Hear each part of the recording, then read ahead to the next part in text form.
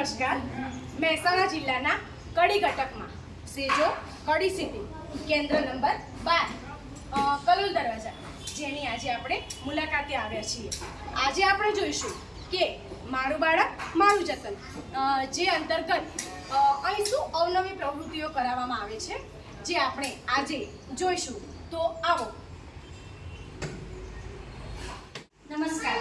આજે આપણે બાળ શક્તિના પેકેટમાંથી મારા વાલા અને પ્રિય બાળકો માટે શીરો બનાવીશું, જેમાંથી ઘણા પોષક તત્વો મળે છે, જેનાથી બાળકનું વજન વધશે અને બાળક તંદુરસ્ત.